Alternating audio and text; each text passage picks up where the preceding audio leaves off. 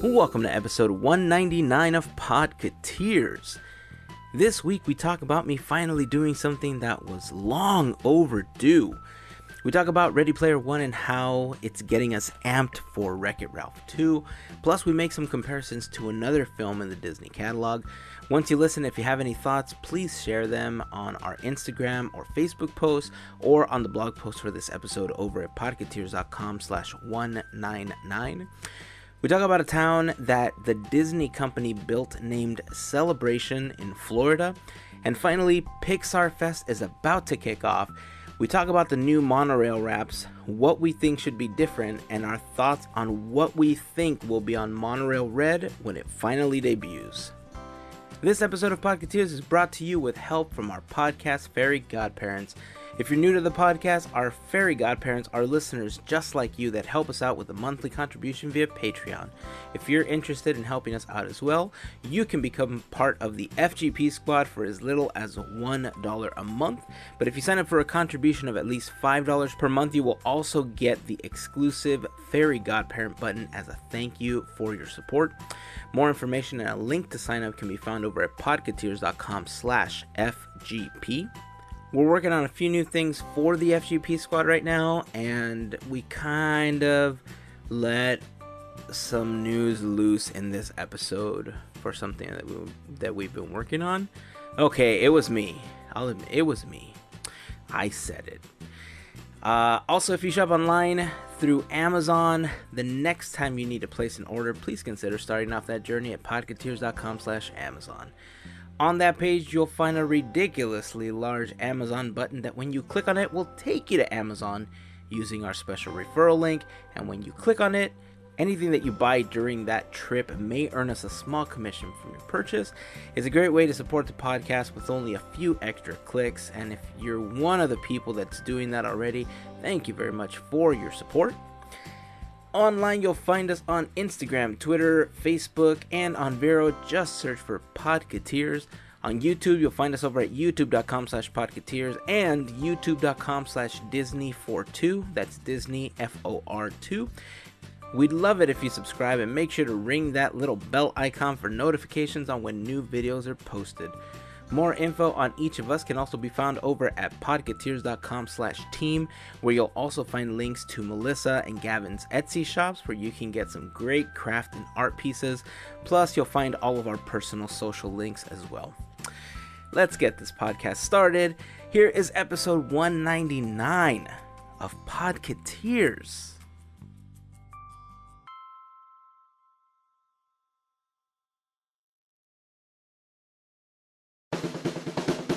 This is our podcast. We're a group of friends that loves Disney, technology, art, food, and more.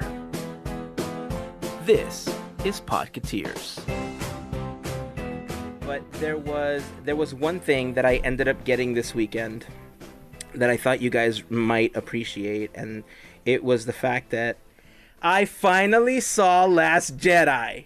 Are you serious? Yes! Finally, it's April. Dang. I know. A little late there. Yes. Dude, I'm sure everybody's seen it. If there was a you're the last counter, one, it was Ethan. 9,999, and they were waiting for that one And me. person, you. And me. There you Now it go. finally So- turned. Ding! It's so funny because Chadwick Boseman was on SNL this last weekend, and Oh, he so was, it was a really good appearance. And in his monologue, he was Yeah. talking about how there's already been Black Panther skits, and only been 2 months. he says, "Look, it's been out for 2 months already. If you haven't seen it, I would say spoiler alert, but if you haven't seen it, it's your own fault." Yeah. So, in a way, I That's agree, right? awesome. We've talked about this before, that what's the time period that you normally would want to wait before you have to stop saying spoiler alert? I mean, obviously, if you're talking about like Titanic or Avatar, it's like, dude, it's like 20 years ago, right? Right. You should have seen it already, and if you haven't, you're probably not going to. But my way of thinking is there's this whole generation of up-and-coming film goers that have never seen these films that are going to be watching them for the first time. And those are the people that I'm protecting. You're so good. I know, Hazen. right? I'm a You're giver. so good. I'm a giver. The rest of us don't have time for that. Yeah, it's like, come on, man. It's already 2018, bro. Seriously. So yeah, I finally saw The Last Jedi. I'm so happy you saw it, man. Oh man, Yeah. I am so ready to watch it again. I know that some people are kind of torn between it, but I think that this did an even better job of setting up a new generation of Star Wars films than the last film did. Thank you. I can see that. I think most people had problems with the amount of humor that was in it. Yeah. You know, I think a lot of people thought that it went a little too silly too often. It was like But I Marvel. feel- Marvel. I kind of feel like the Star Wars universe needed a film like that. Yeah. Because it doesn't have anything that's really funny. There's a couple of funny moments scattered throughout the franchise, but there wasn't a really funny one. Where it seems like most film franchises have either a funny segment or a funny film within them, where it's like, oh, that one makes me laugh, you know? And so on that level, I kind of appreciated it because we kind of got a new feel, a new angle from Star Wars that we've never had before. Yeah. And I kind of liked it. I liked it a lot. And then you got a lot of the sarcasm in there too, especially where Luke Skywalker's involved, and I liked that a lot.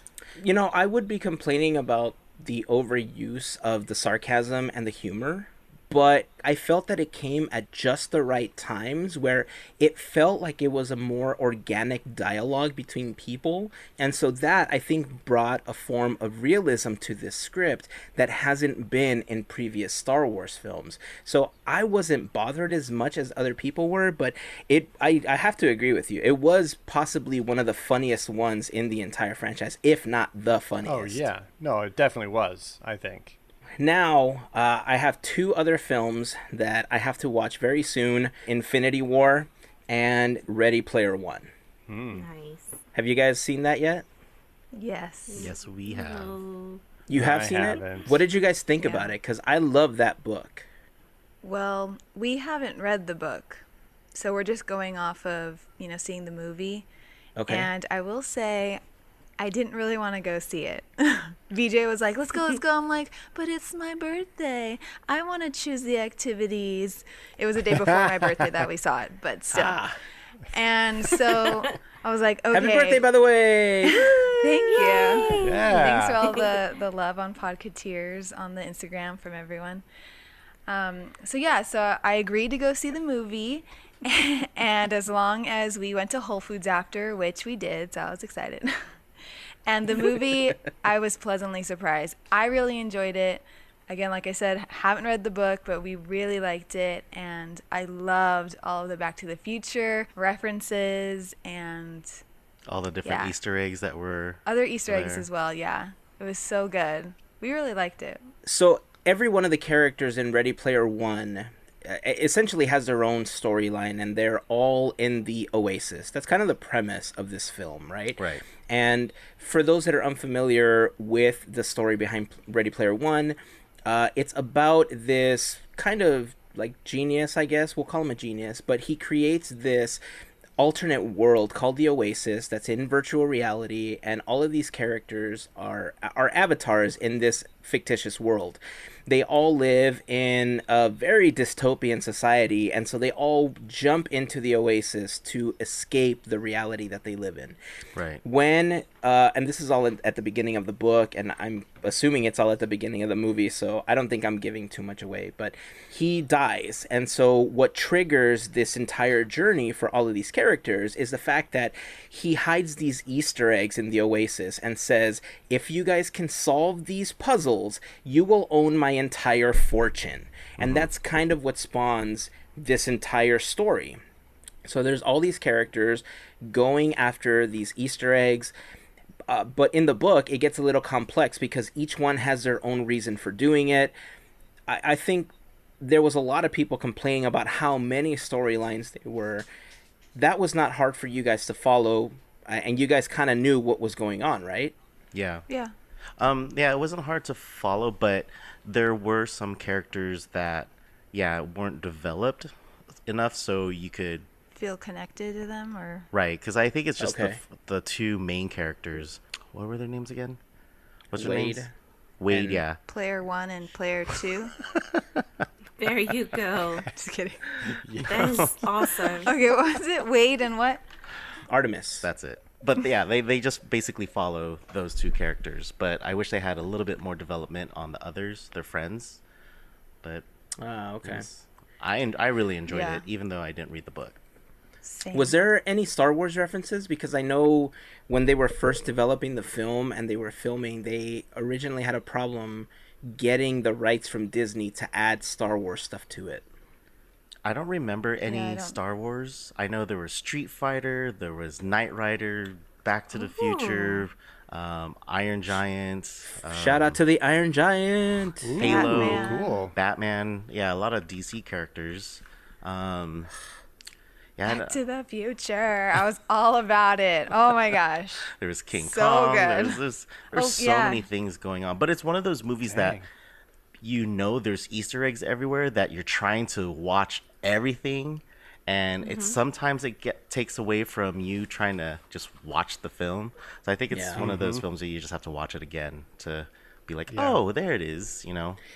But It feels like one of those films that once it's out on Blu-ray, you're gonna sit there pausing every few seconds Yeah. to capture frame. everything that's Right. there. Because the book is pretty much the same way, except that now I think it's an overload of those visuals, right? Because you can only go by what's written when you're reading the book or you're listening it through Audible. When you have the visual behind it, they can sneak all sorts of things in. But if anything, like with watching Ready Player One and seeing all those things, like basically everybody in the internet, it kind of gets me more Yeah. excited for Wreck-It Ralph 2. Because there's going to be Yes. so many visual things in Yeah. it, like we already saw in the trailers. So Uh-huh. just trying to follow all that, you're like, oh, what's going on? I need chameleon eyes. See, I think that's interesting because I think a lot of people were a little disappointed with Wreck-It Ralph because it kind of lacked a lot of those like iconic Easter eggs. There was a couple moments where you got to see some iconic characters, but it didn't really feel like they were really, loading us down with classic arcade characters. And, it was kind of like we're going for certain games, but we're going to create them ourselves and, show you new characters. And I think with this internet version, which it's clear from the trailer that we'll probably see a lot more references and actual characters and iconic things. So yeah, I'm totally pumped for that, but hopefully they can get more of that into Wreck-It Ralph 2 like they're doing with Ready Player One. So Easter egg season. Wreck-It Ralph holds a really interesting place in our current generation as kind of being the Roger Rabbit of its time, trying to bring all of these franchises together and trying to put something that's watchable, out there. And in a way, I feel like they succeeded with what was available to them, because since Roger Rabbit, we haven't had any other film. And I thought Ready Player One was going to be that film, and until I watch it and we figure out what some of the Easter eggs are, it might be, right? But Wreck-It Ralph is really, I think, the one that was poised to be kind of that next Roger Rabbit type film, right? That's a good comparison. I like that. It is. I wouldn't have thought of that. I think it'll be much more so with this second one, just based on what we've seen in the trailers. I think it definitely is going to have more of a bridging effect of, these obviously Disney characters, but then outside of Disney as well. Although the thing I am most excited to see is when they go see all the Disney princesses online. That's going to be amazing. I'm excited for that. Yeah. Yeah. All right. Well, if you guys are interested in listening to Ready Player One, boy, do we have a deal for you. If you don't have time to sit down and read a book, Audible is definitely the way to go. I have been an Audible subscriber for over a decade now, and I have just loved the service because when I was a kid, I used to love to read, but as I grew older, the whole dad thing happened, the whole adulting thing happened, and sitting down to read was just something that became more and more difficult. Before I worked at the place that I work now, I used to have a 3 to 5 hour commute on a daily basis. And so Audible and podcasting became the top two things that I did. And Ready Player One just happened to be one of those books that I listened to on my way to work. It was an amazing experience listening to Will Wheaton read that book to me as I was in really? my It's car. real. It was like Will Wheaton and I were connected as one. So Will Wheaton, if you're listening, please come on the podcast and talk about how you're awesome. And yeah, so if you guys want an opportunity to listen to Ready Player One, head over to audibletrial.com/podketeers. You'll get 1 free month of Audible and 1 free book to try out the service. If you decide that the service is not for you, cancel before the end of those 30 days, but that book is yours to keep. If you've already read or listened to Ready Player One because somebody let you borrow it, but you want to start your own Audible trial, there are Walt Disney books. You know, there's books about Pixar, books about Steve Jobs. Bossy Pants by Tina Fey, which is one of my favorite books to read, is also on there. So again, audibletrial.com/podketeers, and let us know if you guys get a book.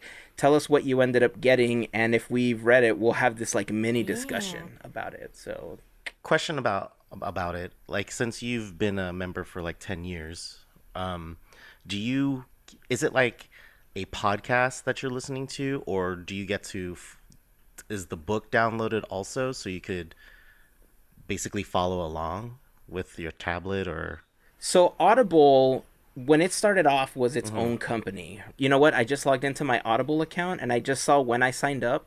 I've been a listener since 2005. snap. Wow. Yeah, I'm looking at my account right Crazy. now. So Audible started off as its own company, right? And several years ago, Amazon purchased Audible. And the greatest thing that they did was they synchronized it with something called WhisperSync. So if you have like a Kindle, or if you have the Kindle app, they give you a discount to purchase the physical book, because there are still people that like to read the physical words in front of them, right? So if you own both copies, WhisperSync will sync the book to where you last left off in Audible through the app and through the Kindle app and stuff like that. So it's really cool. You can pick up between the two. If you read through the book, the Audible app will pick that up and ask you, do you want to start where you last left off in the book, or do you want to start where you last left off in the audio book? That's cool. So I think that's a really cool feature. But you don't get them for free. You do have to purchase the physical, like the ebook, separately. But if you own the audio, like the Audible version, you do get a discount most of the time on the ebook. Good to know. Hey, since we're plugging stuff right now, can we plug Team Boat Willie? Yeah. Steamboat Willie. In case you guys don't know, Team Boat Willie is our charity group. We started it last year, but I mean, we've been talking about this for a couple of years now. It was a tongue-in-cheek comment that my brother made where we were trying to do, some charity work, and he said, yeah, we should name it after Steamboat Willie, but we'll be Teamboat Willie. And I remember the day that he said it, he kind of blew my That's mind. genius. And ever since then, that name has been in the back of my head. Last year, we decided to officially kick it off by raising money for CHOC, which is the Children's Hospital of Orange County. Every year they have what's called the Walk in the Park, and it's presented by Disneyland, so you get to walk through the park while you're having fun, seeing characters, music is blasting. There are thousands of people there to raise money for the Children's Hospital. In our first attempt, we raised about $5,000, which was just uncanny for us, because all we wanted to do was raise enough money to cover each of our registration fees, which is about $85 per person. But it blew us away that we had the support of the entire Podketeers family out there, just supporting us, helping us, spreading the word, and we have officially signed up to do the Chalk Walk for 2018. Yes. The Chalk Walk is going to be happening on August 13th, and there are a couple of different ways that you can help. Obviously, you can be a part of Team Boat Willie, which would be awesome. Last year, we had an amazing time getting together, walking through the park, singing Disney songs, getting together for breakfast after. We gave an award to our top fundraisers, so shout out to Fairy Godparent Albert, who raised I want to say he ended up raising almost $1,000 on his own. It was a lot. It was awesome. It was great. It was really amazing to see just how the community came together. And this year we're going to be giving away an award again, for our top earner. Gavin says that he wants to take that award. I'm gunning for it. He's officially put Albert on check for that one, saying, look, this is me. We'll see what happens. But again, there's two ways to help. You can either go to teamboatwillie.com. Willie is Willie. That will take you to our landing page, which will give you a little bit more information about Teamboat Willie and a link to either register for the Chalk Walk and be a part of our team or to make a donation. Either way, we would appreciate if you can help us blast out the link to everybody that you know. Post it on your social media, Twitter, Facebook. Tell people on Instagram. It would help us out a lot. We want to try to beat our record from last year. It goes to an amazing organization. They have helped, members of our family. And so I love what they're doing. I love the fact that we get a chance to walk through the park. So Team Boat Willie, Team Boat Willie, Team Boat Willie. Pretty glorious. It's one of my favorite parts, walking through the park last year. That's awesome. Yeah. Learning about the Disney community, learning about Disney history and all of that is super fun for me because I feel like, we've said this before, I'm not a historian, right? I don't pretend to be one. I read a bunch of stuff and I can recite some of the things that I eventually learn about what I'm reading. You're not a historian, you just play one on a podcast. I just play one on a podcast, and very poorly, but I play one on a podcast. And I don't know exactly how this fell under my radar. This last week, I came across an article that was talking about this movie theater that's been closed for about 10 years and what's going to happen. And it's in the square that they call downtown. And it was about this little town in Florida called Celebration. And I had never heard of Celebration before. And I remember bringing this up to you guys, and you guys were like, "You don't know about Celebration. You're crazy. You don't know about life. How do you not know about Celebration?" And so, for the people that don't know about Celebration, AJ and Gavin, I know you guys were like really going on about Celebration because you guys have visited. I think AJ, you said you visited. Tell us a little bit about this little town and why it's so significant to many members of the Disney community. All right, so in the mid-'90s, the Disney company was a very different company. Michael Eisner was at the helm, and as we all know, Michael Eisner was all about expansion.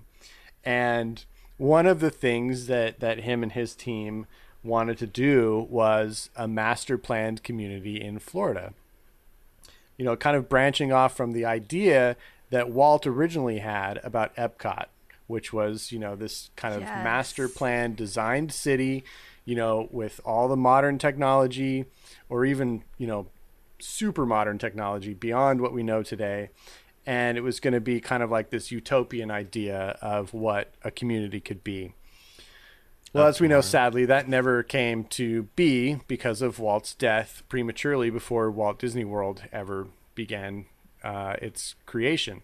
So, the idea kind of lingered in the company, and they kind of reinvigorated it or regenerated it with this idea of a town they wanted to build in Florida near Disney World.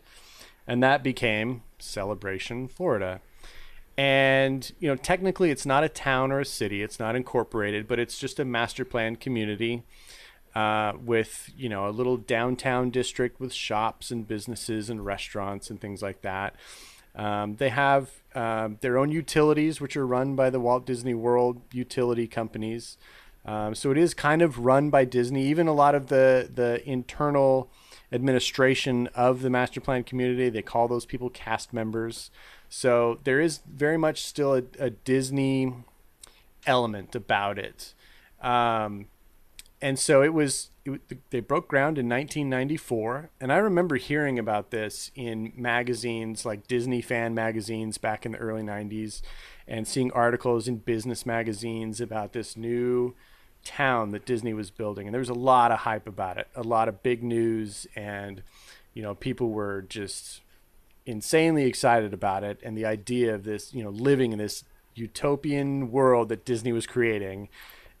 And, they built it and it happened. And then kind of the world caught up with the idea of, master planned communities and towns and what works and what doesn't work. And while Celebration is a very beautifully designed place in most aspects, I think a lot of people feel ultimately it still is kind of just a facade, and it's kind of a manufactured, or what's a good word to say? Kind of like just a mirage of what they expect. It's this new urbanism trend in architecture in towns where they're trying to make everything quaint. A lot of people describe their downtown area like Main Street USA in Magic Kingdom. Mm-hmm. And, while we love going to Main Street USA and just reveling in the nostalgia and the beautiful charm of it all, when it comes to living in that space, people start to refer to things like Stepford and Pleasantville and, things like that. And I heard a lot of references to The Truman Show. I don't know if you guys have all seen that Jim Carrey movie, but it's kind of a manufactured town, meant to fool one person that he's living in a real place. And, so it's this weird dichotomy. It's a really interesting thing that has happened psychologically and sociologically in this place, because it's meant to be this kind of perfect, idyllic space. But ultimately, a lot of people are distrusting of those things. We have the ideas, that we get from science fiction about utopias designed and master planned. And it's like everything's perfect. Everything works together in perfect synchronicity. But most people want their own space, their own idea of what their house is and how they decorate it and paint it, and their own types of businesses and things like that. And so they feel like it lacks an individualism to it. So I don't want to get too far down the anthropology road here, but it does. It creates a weird dichotomy. And so there are fans of Celebration, and then there are people who are distrusting of things like that. And I mean, I don't know personally where I fall. I've never been there. I know a person that I work with whose parents have a house that live there. They used to use it as a summer home. They lived in the Northeast, but now they live there full time. And I kind of get the impression that if you're not a Disney World annual pass holder that wants to go to Disney World all the time, it's probably not the place for you. But I don't know. Like I said, I don't know a lot of people who live there, and I've never been. It's had its problems. They had their own issues during the real estate bust that affected a large part of our country in 2008. There were tons of foreclosures. They've lost about 3,000 residents over the last 10 years. So, their residency has gone down. So it's weird. It's an interesting place because, like I said, on paper, it seems like a magical paradise. But in reality, something doesn't quite work. And I'm not totally sure what it is. But I find it very interesting, and I would love to go someday. And I remember reading about it when I was, in high school, thinking, oh my gosh, Disney's building a town. I want to live there. That's where I want to die. And, now I'm not sure. I'm not sure if I do or not. We'll see. So that's my general 2 cents about Celebration Florida. So I've actually been to Celebration Florida. And I actually went quite a few times during my college program when I was living in Florida, and I really enjoyed it. Now, I didn't live in that city, so I don't know how it truly is to actually live there. But I will say, as soon as you enter that town, it's immaculate, it's beautiful, very well kept, because I think there are, rules that you have to abide by, and you have to have your Christmas decorations down by a certain date. Otherwise, there may be a fine, things like that they have to follow. So, I mean, I get it. But I really frequented the area called Town Center. That's where their shops and restaurants were. And it's by a lake. And they have Starbucks there. They even have a cookie dough ice cream. It's not ice cream, but where you can scoop cookie dough and eat it. You know what I'm talking about? So they still got some modern touches. They're not completely out of the loop there, but I think it was beautiful. I would like to take BJ sometime. We passed by it. I was like, hey, Celebration. Did we? Yeah. One of the exits. Anna was but driving we in and we didn't passed exit. it. Like, you didn't actually Yeah. get to go in it. We just saw the sign, but we didn't go in. Got it. Yeah. Okay. Nice. Also, one thing to note, and I went down this huge rabbit hole of, oh my goodness, of Celebration, then Epcot, then Westcott, and then I got to Jack Rather and Disneyland Hotel. So it was fun. And I love, like Hazen, I love Disney history. Yeah. Nice. But something to note, the architects, a lot of them did some work for Disney. So Michael Graves, he designed the post office in Celebration. He's known for the Team Disney building in Burbank, the one with the 7 doors and Dopey, Oh yeah. Cool. Yeah. and the Swan and Dolphin in Walt Disney World. Oh, And nice. then Philip Johnson designed the Welcome Center in Celebration, and he's known for the Crystal Cathedral. Oh, out here. Wow. Here Oh, in Denver. wow. Yeah. Well, what is it called now? It's called I think it's the Christ Cathedral or something like that. You know what? If I'm wrong, I'm wrong. Oh yeah, you're right. It was. It is the Christ Cathedral now. Melissa for the win. That I was is- right. Melissa for the win. Yeah. So I thought that was interesting. Also, one last thing. I can go on and on, but Robert A.M. Stern, he designed the Celebration Health Center, and he designed my favorite, the Beach Club in Walt Disney World, and the Boardwalk, Nice. and Yacht Club, and the Roy E. Disney Animation Building in Oh, Burbank, wow. the one with the sorcerer hat, Yeah, with the right hat. off the freeway. So New animation building. That's yes, the new cool. animation building. So I thought Very that was cool. really cool to see all these architects that had a hand in help create Celebration. I think it's worth a visit to go and just see this beautiful city. I really love it. Sure. It was interesting to know, by the way, that when this was brought to Michael Eisner, when all the land for Epcot was purchased, they had all these tiny lots of land that they didn't know what to do with, essentially. And they wanted to expand Epcot, they wanted to make it bigger. Central Florida, they started changing all of the zoning laws, and they were afraid that because of I'm sorry, not the zoning laws, the environmental laws. And Disney executives were afraid that they were going to reclaim that land because it was essentially a bunch of swampland. It was alligator infested. The highway that you mentioned, VJ, that you travel down, that you said, oh, look, there's Celebration Florida. That's kind of what cuts between Celebration Florida and Walt Disney World, or Epcot. And so when all these environmental laws started to kick in, Disney execs were like, oh, well, we have to do something with this, but we can't expand the park because it's not good for park expansion. It won't sustain it. We can't build on it. So that's where the idea of this little town came from. And so with the idea of creating Epcot never being realized, this was kind of Michael Eisner's way of saying, well, maybe we can make an impact and see one of Walt's dreams come true. I think as a tourist, it's really attractive to you, and you look at it and it's this really cool place to visit.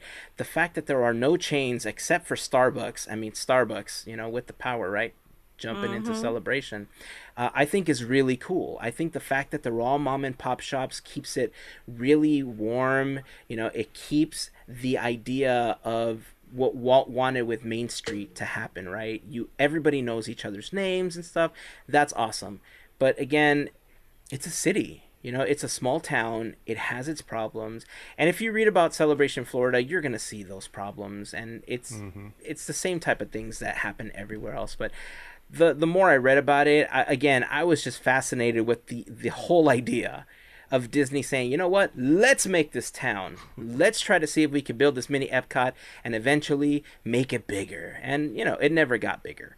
But man, seriously, I don't even know how this flew under my radar for so long. It's been around for so many years, and I didn't even find out about it until I read this article about this movie theater that's been closed for a decade. Yeah, that was funny because we had our production meeting and you brought it up and you said, I read this article about this theater that Disney designed and it's closed and it's in this town called Celebration, and we're like, yeah, and I know. that's your what's your deal, dude?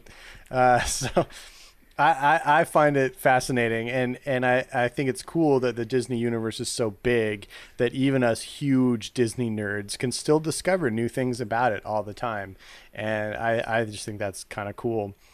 I think the theater issue there is really interesting because, the theater was designed in that town to be a real central, meeting point and focal point in the town. And it was going to be one of the major spots where people could go and be entertained. And like you said, it's been closed for a decade, basically. And a lot of the residents there are kind of, bummed about that, and they don't know why, and they're frustrated with it.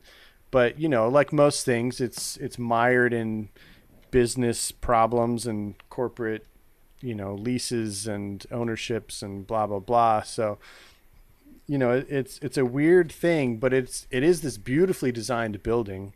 And, AJ mentioned a lot of the designers and architects that worked on other areas of the town.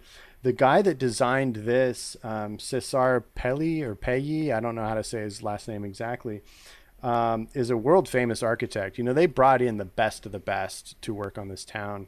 That architect is most famous for building the Petronas Towers in Malaysia, which, for about 8 years was the tallest building in the world. It's that double twin tower with the cool sky bridge at like the 80th floor or whatever. He's a very world famous, iconic, award winning architect, and he designed this thing, and it kind of has a combination of retro, modern feel to it. And it is kind of one of the most iconic points in the town. And it's been dark for many, many years at this point. And, a lot of the reason is because AMC, the movie chain, is in control of it right now. They own the lease on it, but they also own the lease on the 24 screen movie theater in Disney Springs. And a lot of the problems with the theater in Celebration is it's a 2-screen theater. It was built in the mid 90s, which we all know that movie theaters have evolved since then. They build them differently now than they did then, with the stadium seating, with all of the Dolby surround and all of the new projection technology. And this theater being a 2-screen theater and really only servicing this one little town or village or whatever we want to call it. I read a lot of articles, and a lot of them had testimonials from the people that worked at the theater, and they really just said that nobody came to the movies. And, if it was a big movie, then people would show up. But for the most part, it wasn't really supported. And I think a lot of that is because you have this tiny little town. It's surrounded by a populated area, but I don't think anybody outside of Celebration really felt like they could go in there and watch a movie at that theater. I think it felt like an exclusive theater. I don't know what the rules were as far as anybody just going in and watching a movie there. I didn't see anything about that, but that's kind of what struck me, is that I feel like it felt kind of like a VIP theater where only the people that lived there could go. And, I read, you linked an article to us, which I thought was really interesting, Hazen, and it talked a lot about this. And, I read some other articles about the fact that, they were basically losing money on it from the get-go. So the fact that they couldn't make it work really speaks to why it's closed. But it's really sad that they can't figure out a new way to use it. And I know that a lot of groups have kind of come in and tried to put together financing to, make it into a different type of space, leave the facade, the beautiful facade out there, but use it for some other community thing, some other project. And I hope somebody is able to do that at some point, because it's a really cool building. I encourage everybody to go look up pictures of it. Maybe we can put some in the blog post for this episode. It's a cool building, very unique. But it is weird. It's one of the things that they tried that just didn't work. And I think that that's the enigma of Celebration, because like I said in the beginning, on paper, this is ideal. This is perfection. And on the outside, it looks like it, but for some reason, there are parts of it that just don't seem to thrive. And I find it very fascinating. It's a double-edged sword, right? Because if you live in this community where it's essentially a gated community without any gates. Right. With that said, if they reinvigorate this movie theater, what do you think is going to happen? There's going to be people from outside of the community that are going to come. There's going to be an influx of people, and maybe the people that live in Celebration don't want that. They want to keep their community theirs. They want to keep it as small as they can, and doing something different with that space is going to bring in other people that don't necessarily live in Celebration. But at the same time, commerce could thrive, right? So, like I said, like any other town, it has its downfalls, it has its ups and downs, and like you said, it's such an interesting story to follow. If you begin to read about Celebration, be careful, because there are going to be so many articles. You're going to be reading for hours, because that's what happened to me. I just read hours and hours, and some of it's good, some of it's bad, but we're not here to talk about the bad. We're here to celebrate Celebration. And the fact that Disney Imagineering was able to put something together and kind of, nudge us in the direction of this type of society where, everybody can be happy one day. It's like the Oasis, right? It's like the Oasis, but without the VR. Well, what I think that Celebration really shows me is it really harkens back to the greatness that was the partnership of the Disney brothers. What Walt and Roy did when they built, Disney Animation and then turned it into, the theme park industry that they did. They had a unique ability of taking Walt's dreams and Roy's know-how and practical ability to get the business side done. And they just worked together to create insanely incredible magical places and movies and things and what has created this giant universe of fandom that we all know and love. And that mix may never happen again. And the Disney company that they built thrives after them, and it uses their ideals and it builds on them. But what they were able to do, they caught lightning in a bottle whenever they wanted, basically. Like, they just could do that whenever they wanted. And the Disney company tries to do that, and they do succeed a lot of the times building on those ideals that they gave the company. But sometimes it just doesn't quite work. And I think that it's not necessarily a dig at Disney, and maybe they didn't succeed as well in an area that we thought they would, but it really, to me, speaks more positively to just how amazing Walt and Roy were and the things that they created that built this foundation that allowed the Disney company in the 90s to say, well, let's try it. Let's try Walt's idea and let's build a town. Let's just do it. And if they hadn't ever put that idea in place, then it probably never would have happened anyway. So I think all of this, to me, just speaks to how amazing of a mind Walt Disney had and how incredible of a partnership he had with his brother to just make all of it work. And that, to me, just, I love that. I love those two guys and what they gave to the world, because I feel like they left a hugely positive effect on the world. It was the idea of allowing yourself to fail, and if it didn't work, just moving on and trying something else, right? That's how Walt worked. If something didn't work for him, he was the first one to say, look, plus it, change it, do something different with that area, do something different. Which is why the whole idea of changing the redhead to a pirate, I'm not against it. Right, we've had this conversation before, but I mean, it's different dynamic, right? That was a two-person conversation versus having a corporation trying to make a decision. This is true. Which is why when I talk to Bobby, I try to tell him, look, dude, this is what I think you should do. This is how I think it'll work. And, sometimes he takes me up on those things, like the Monorail raps, right? Like, I mean, they are what they are. But that's just how it works. It's a corporation thing, but... Yeah. I was going to say, was Radiator Springs based off of Celebration, Florida? Like, nobody's visiting it because they're all going to Disney Springs and... Yeah, the freeway bypasses them. Yeah. But I think you hit on a good point, Hazen, because I think that the idea of plussing Celebration might need to happen. And in any community outside of, master plan communities, they have to evolve and change, or they die. They become ghost towns like Radiator Springs. It's a great example, VJ. So I feel like a lot of the questions that are out there and the articles that are talking about Celebration as possibly a failed experiment might be a little short-sighted, and I feel like they can do things to make it work, and it's just a matter of, you know, being willing to evolve and change and add and invest and, you know, do the work. And just like any community, you have to kind of maintain it. You have to keep moving forward. Yeah.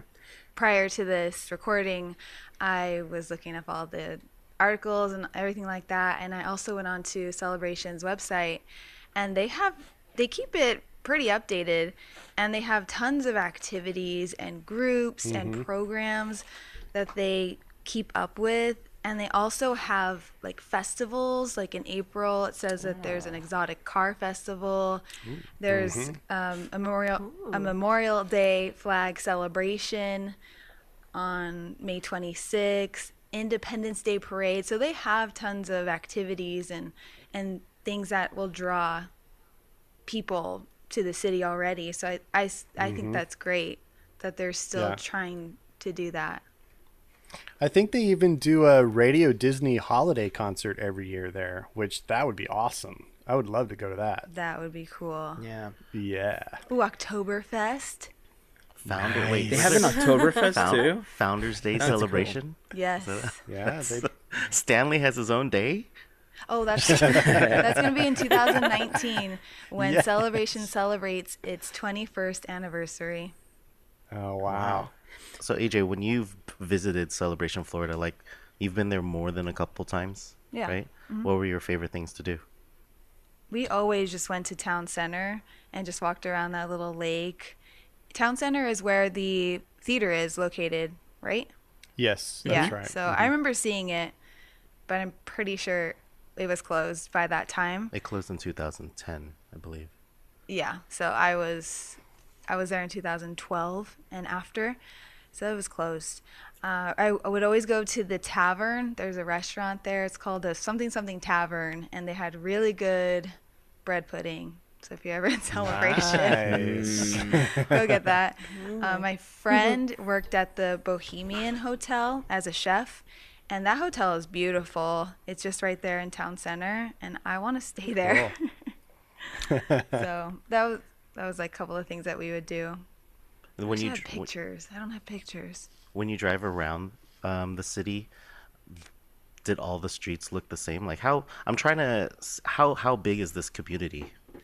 It's 10 square miles. There you go. Oh wow. Yep. That's huge. So it's pretty big. Yeah. It didn't seem like that when we were passing it on the freeway. I think there's a total of 8 villages. There's North, South, East, and West Village, and then there's a Celebration Village. There's a Town Lake Village. There's a bunch of villages. I think there's 8 villages. So each one of those villages is like a full neighborhood.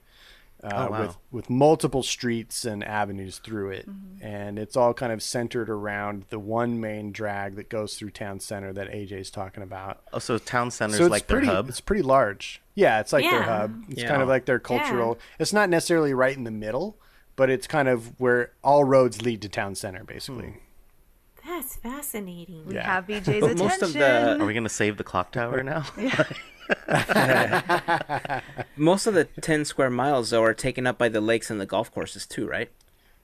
Golf courses take up a lot of it. The lake's actually not that big in comparison with the land space, but yeah, if you look at amenities on the town website or community website, whatever you want to call it, if you don't like golfing and going to parks, that might not be the town for you, because that's largely what it is.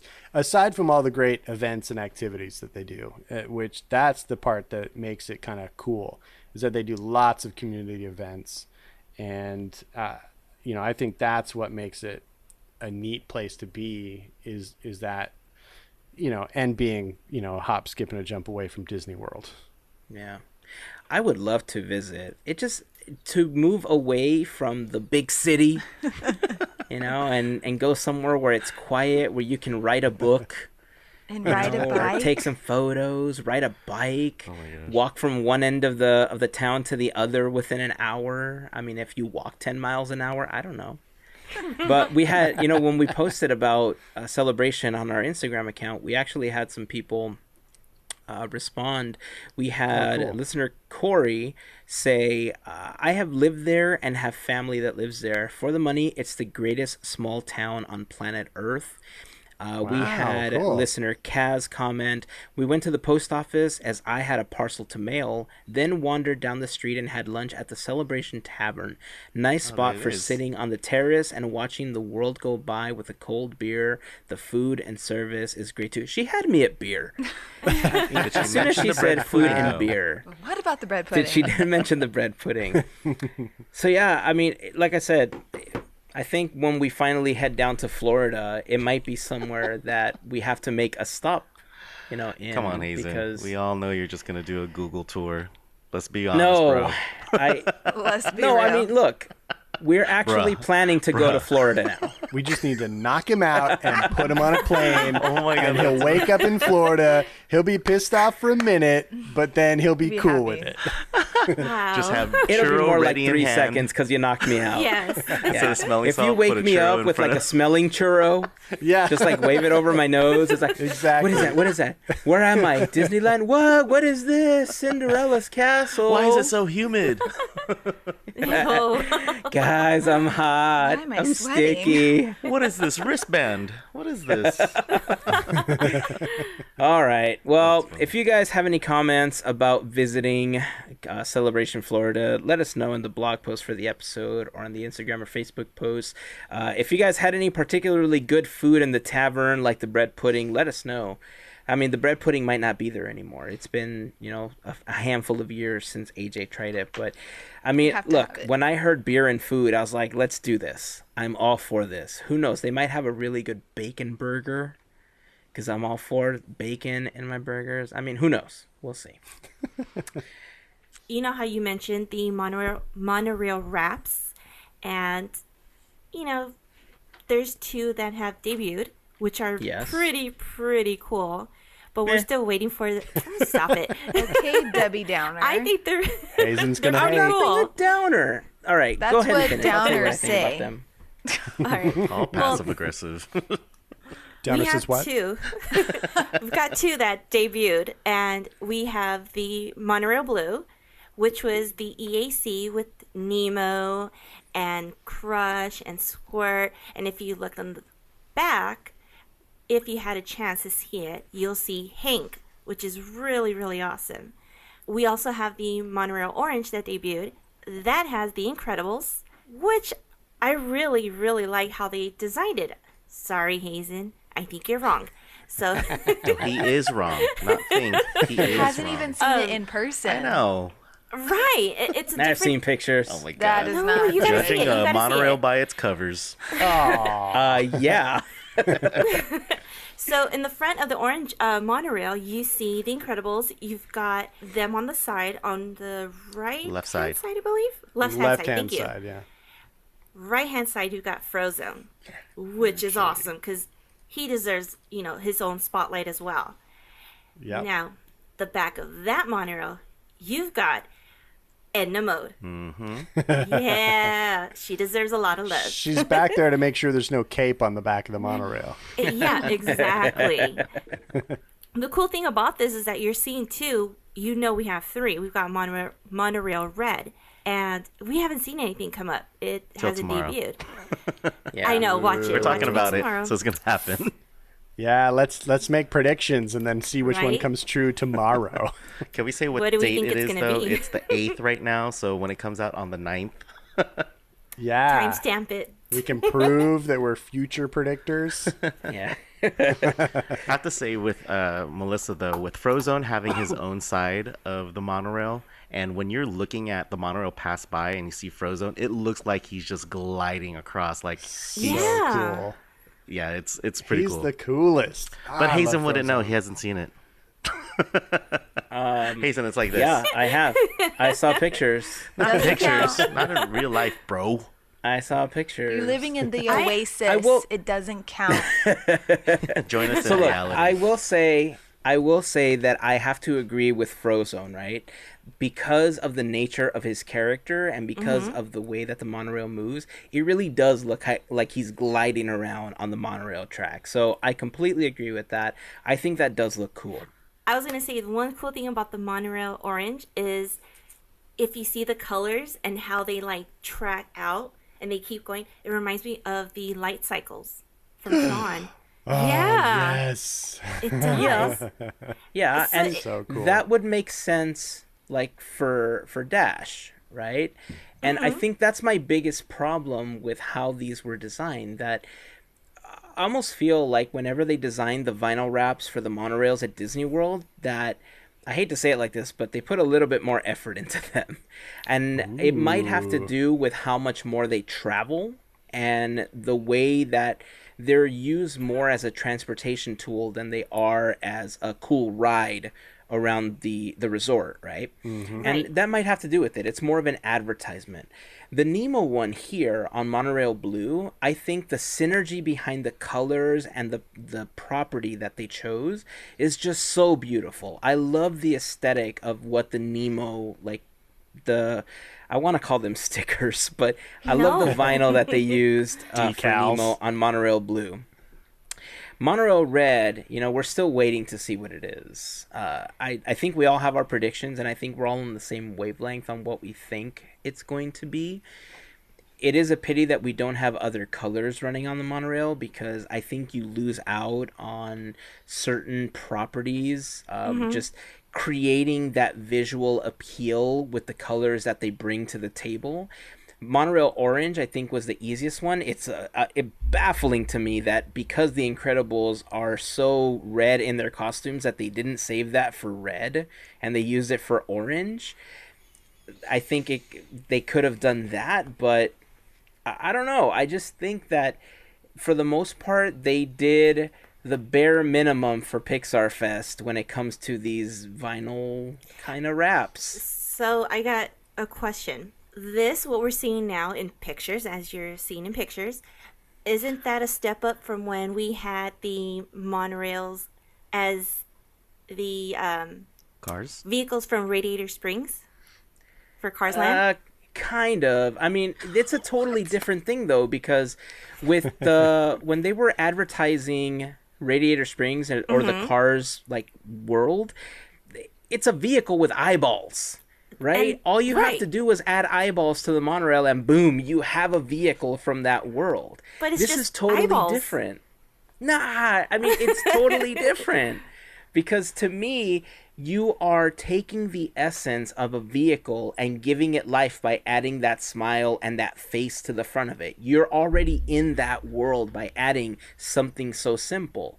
In this case, you're slapping on the characters, and that's cool, seeing the characters glide around Disneyland. But when they did like the Iron Man vinyl, Here like we it go. was an entire wrap that had like the blasting rocket thrusters and Iron Man shooting through. When they did the Tron light cycles, it was completely wrapped in black and you saw the streaks of light. It looked like a light cycle just flying through the track. This doesn't look like that. This looks like stickers on the side of the monorail to me. And I know I'm nitpicking. I'm just saying. Yeah, you are. I don't feel like they really put much into this one. Would you prefer that they be fully wrapped, like you not see the underlying Yes. color? You just want a fully rethemed. Yes. Yes. Okay, that makes sense to me, and I That's can my see biggest that. issue.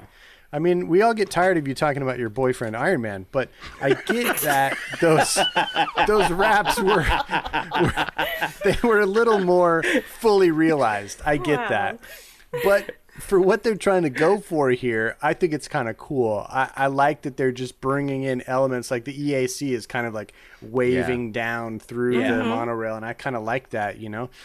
And like Melissa said, the streaks of color for the Incredibles who were just racing to, fight some crime or whatever. I think that's cool. And, I haven't seen any of these things in person. I've never seen a modified monorail in my life. I've never been there at the right moment to see one of these things. So I can't attest to any of them in person. But I mean, just seeing the pictures, I kind of dig what they're doing. I get what you're saying though. It would be cool to see a more fully themed monorail. You know, like what if they wrapped it to look like it was, you know, Wall-E, like the whole thing was like Wall-E or something like that. That could be cool. Or Eva, you know, as one white monorail. That could be really cool.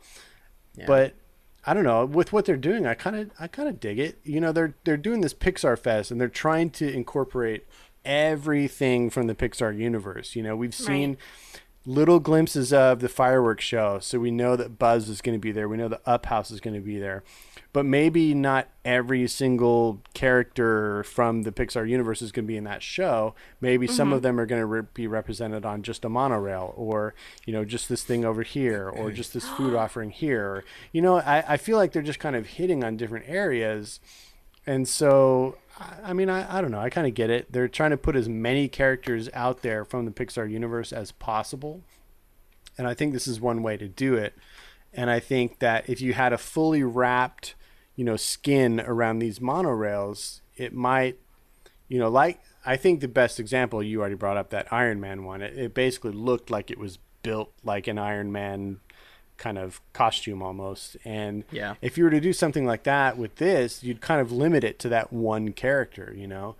If they were doing Avengers Fest, you wouldn't necessarily want it to just be one, well, you would, Hazen, but you wouldn't want just one monorail just for Iron Man. You'd want it for like him and a bunch of other Avengers.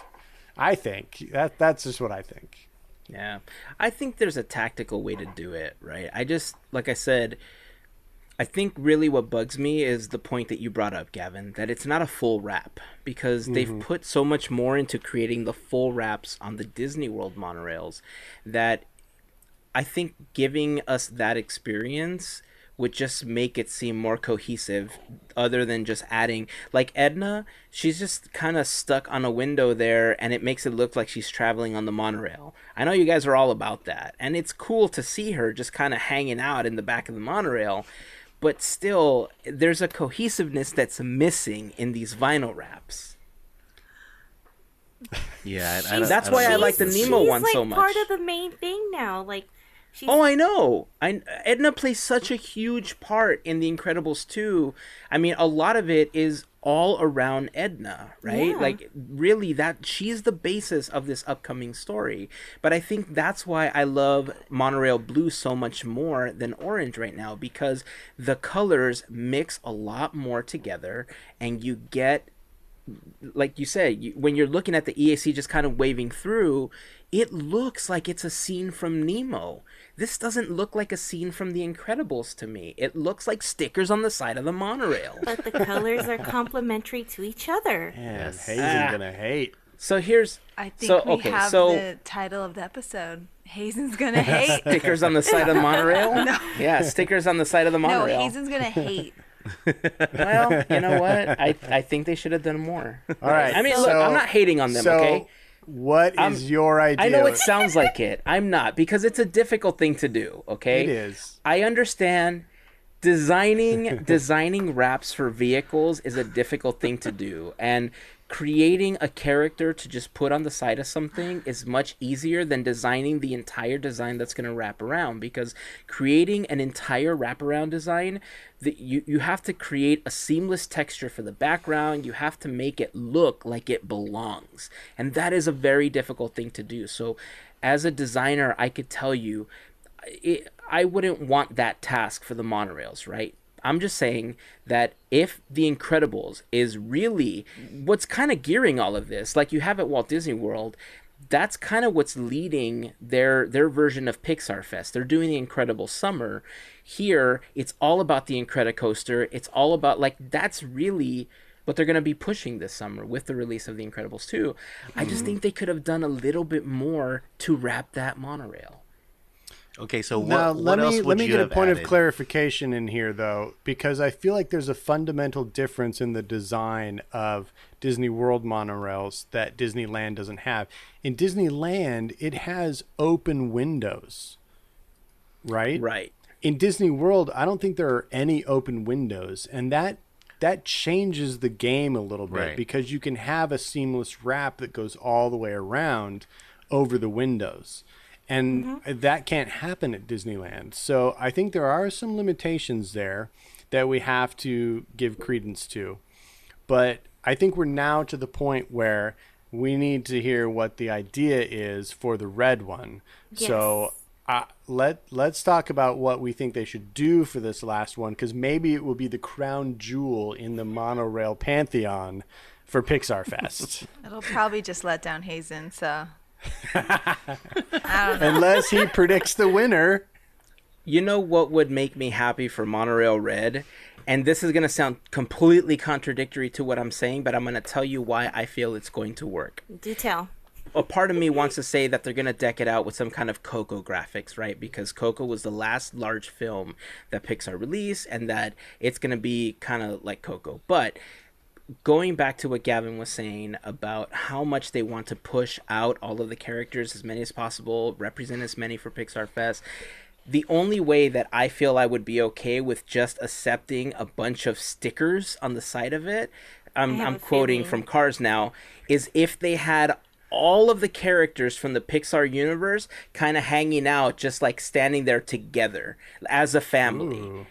And if they had all of the characters on the side of the monorail, or one side had half the characters, the other side had the other half, like Mike Wazowski standing next to Wally, and, you know, Carl and Kevin and Russell, you know, hanging out with Boo and Sully. Like, I think having them cohesively as a Pixar family on both sides of Monorail Red, I would be okay with that, because they don't have to create a world or an entire rap. You're just representing the characters. So would the characters be on the side? Because I was thinking the same thing, but I was thinking they were just kind of like the Edna Mode one, where all the characters were just in each, like, in different cars. So it looked like they were all just riding in the monorail.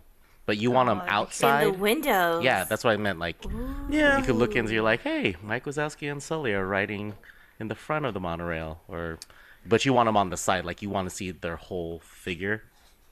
Yeah, I mean, as close as possible. I think seeing them on the side of the monorail at scale, you know, all compared next to each other, sitting there, kind of like, yeah, we're all from different films, but we're all from the same universe, right? I think would just be a cool thing. Poor Flick. Hey, where's Flick? But you could have a magnifying glass and see Flick's face.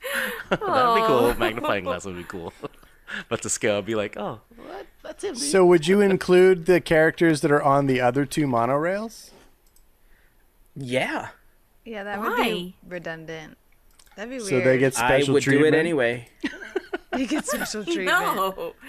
I would do it anyway. Okay, fine. Keep them out. Be mean to them. They're not part of the family. You're being mean to them right now.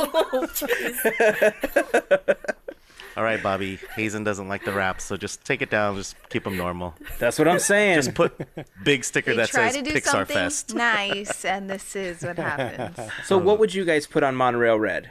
I was gonna say it's either Coco or my guess is gonna be Toy Story. If they're just gonna do one property, because Toy Story is gonna be that makes sense. The main one. Also, when you think of red, I think of Lightning McQueen. Just put 195 sticker on it, and that's it. That's it. One lightning bolt and one big 95. Do you think they would go with lightning, considering they've already done a Cars-themed monorail? Like, you don't think that they would see it as recycling an idea? Oh, no. It's Pixar. I don't think they'll do it. It's Pixar Fest. I could see them flipping the colors, because you know how the Incredibles are on the orange. So if they were to do Coco, I would think that they're going to be doing, like, the bottom would be the bridge, and you would see Miguel, and you would see the family, like, towards the back. I don't know who's going to be riding in the back. Maybe Dante. That'd be cool. On the side, I see the rest of the family members, maybe. So riding it, or how do you envision this? Yeah, they're not riding the monorail. So but you would see see, them like, on the side flowers of the Yes. bridge, like, wrapping the bottom of the monorail. So what you're saying is you want would want more design cohesiveness on the entire wrap. Give me stickers. I like the stickers. I'm kidding. How about one side of the monorail will be regular Coco, and the other side would be like the skeleton and like. Oh, okay. Nice. I like that. I like that. That's a fantastic idea. Okay. There's the cohesiveness. So here's what I thought of. If we could go back in the time machine and talk to Bobby, 8 months ago, this is what they should have done going into the release of Coco. At Disneyland, they should have wrapped the entire monorail track from top to where it meets the ground in marigolds. And then painted all the monorails black and had all the Coco characters on the outside of them. And there should have just been a park-wide Coco Marigold Bridge. And that would have been the greatest thing that has ever existed. Marigold And then to Bridge. confuse the people, they'll serve But hot they- cocoa to everybody just to throw them off. Right. They missed their opportunity. Rapid there. fire man. black monorails. Okay, I just sent him a text message. Okay, cool. Maybe for that's, one day. That's the limitation, is that they've never done anything Part to 2. wrap the tracks. And I think that's what holds them back from true theming. We love It's you, a Hazel. struggle. Oh no, It's a trust me, struggle. I get it. Even though you're wrong. But my pick though for Pixar Fest for the red monorail is definitely Cars, and I need number 95 Lightning McQueen to be leading at the front of the car, just leading it, and then a whole train of cars. I picture Ramon painting it up with some custom paint job. We can do a full wrap, Candy and it's apple all red. like Pinstripes. Ramon designed, like cool retro, awesome car details. Yeah, something funky and cool, like we know Ramon can do, and then just all the denizens of Radiator Springs on either side of it. It's got to be Cars, man. Like that's what it is. It's got to be. It's got to be Cars. Mac is going to be on the Yeah, back window. Mac can be in there. I mean, whatever. That's what I want it to be, is Cars, because Cars is still probably my favorite Pixar movie. But I get the Coco argument. I think that's totally valid, and I think that's logically where they probably will go. But I would love to see all my Radiator Springs peeps cruising across the monorail. I would really like that. Dude, how awesome would it be if they figured out how to attach make a little attachment for the monorail, right? So that it could only travel in one direction, but Lightning was the monorail, and behind it was Miss Fritter. So it looks like Miss Fritter's just like chasing Lightning on the monorail track, right? I like it. gosh. That's awesome. That would be great. All right, That AJ, would what be about you? amazing. Yes. I was thinking it's going to be Coco. I'm in. Another guess would be I thought you'd pick Ratatouille. Cars. Ratatouille, I mean, I would like that, but I don't think that's what they're going to choose. Yeah, that'd be hard to do. I mean, it'd be cool to have like a Paris skyline Yeah. across That the would be whole cool. thing, A and then skyline wrap? just Remy Pretty. perched Oh, on top that of would the be building. actually sweet. That'd be cool.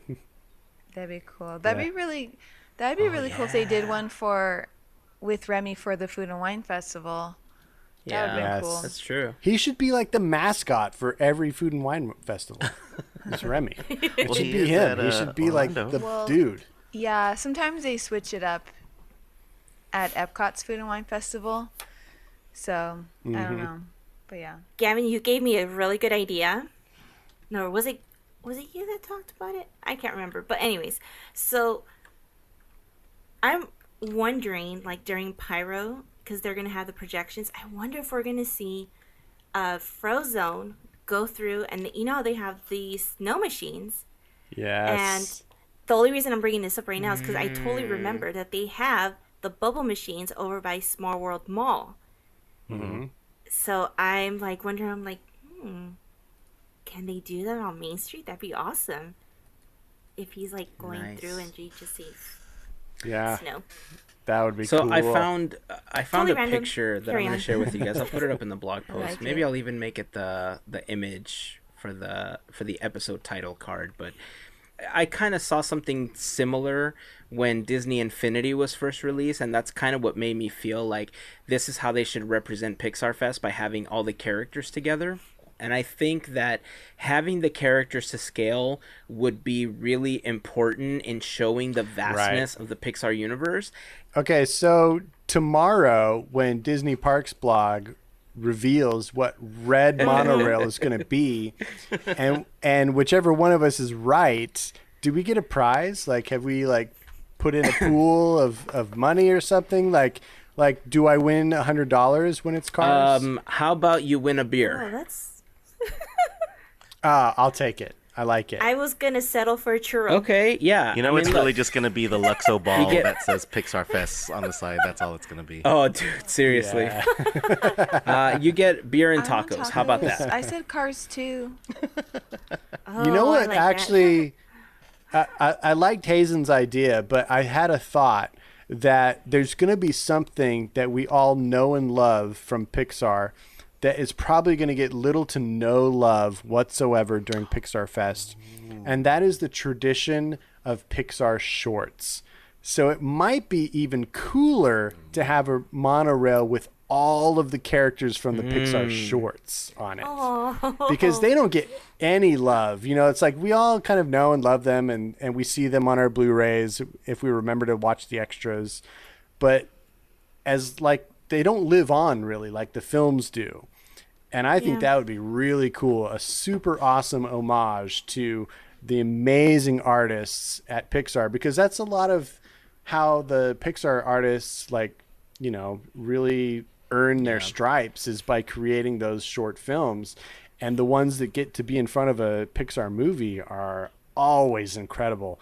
So I think maybe the Pixar short characters That's a would be a good good idea for the monorail. podcast That should idea. actually be about on the Bobby. what's the one thing that's late at night you'll see on the monorail track, kind of reminds me of the what are those things in hockey, the Zambonis. Zamboni. You know that little Zamboni thing that goes around the monorail track? it'll have its own Pucks? final wrap. Oh. That's cute. Because it's short, it'll Yeah. be a Pixar short. I think that should just be Wall-E, because it's like Wall-E cleaning up after, right? No, it should just be that little robot cleaner Yeah, from Mo. WALL-E. Mo. Oh, Mo, Yes. Mo. yeah. Oh my God, that would be hilarious. great. All right, VJ, let me send Bobby a text message. Here we go. All right. Yes, You're please. sending him a lot of texts tonight. That's awesome. He's like, why are you blowing up my phone? Let me sleep. All right, guys, I think that's going to wrap it up for this episode. He said rap. Yeah, I mean, like, pun intended, right? So normally I would ask everybody to leave a comment about what you think is going to be on Monorail Red, but quite honestly, by the time this episode releases, I think we're going to know what's going to be on Monorail Red, because that's just the way things work for us.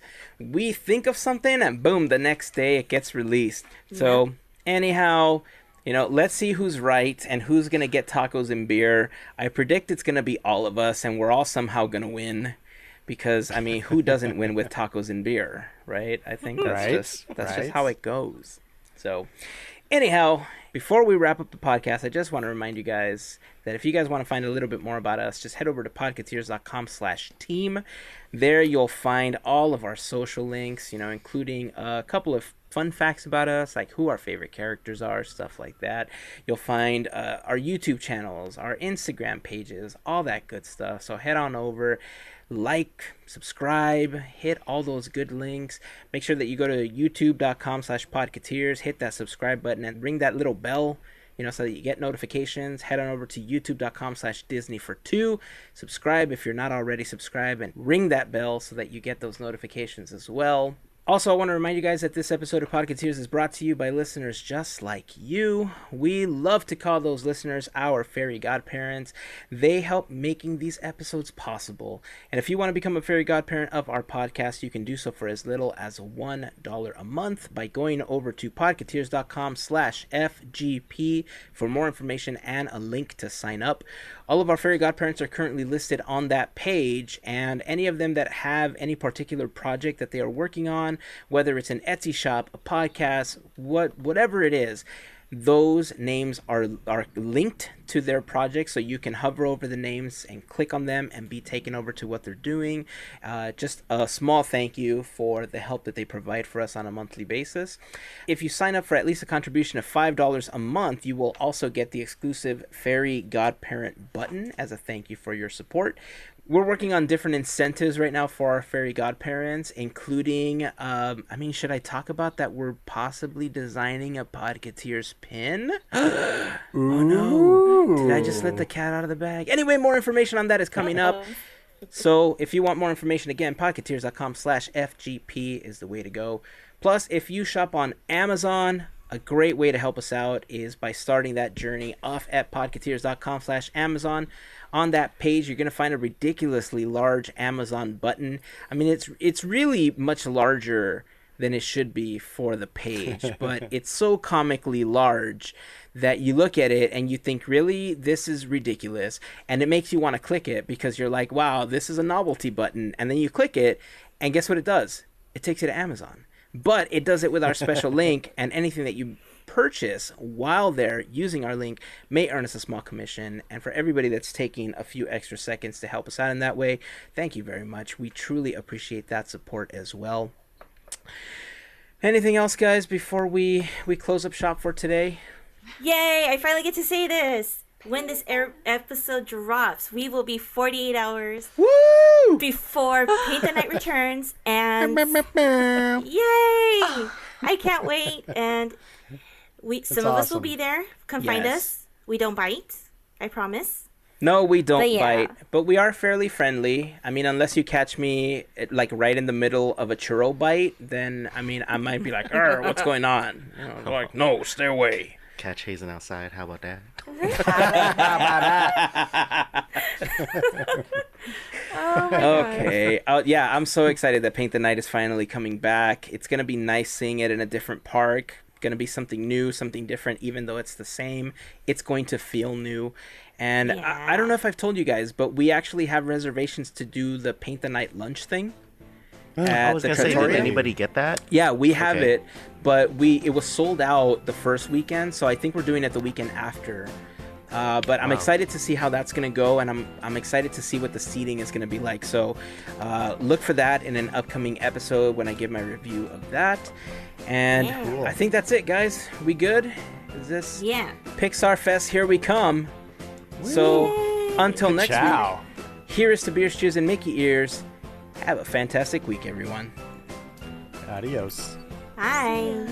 Friends forever. Well, are we back to Zack Attack? Yes. I wanted to sing it, but I wanted all of us to sing it.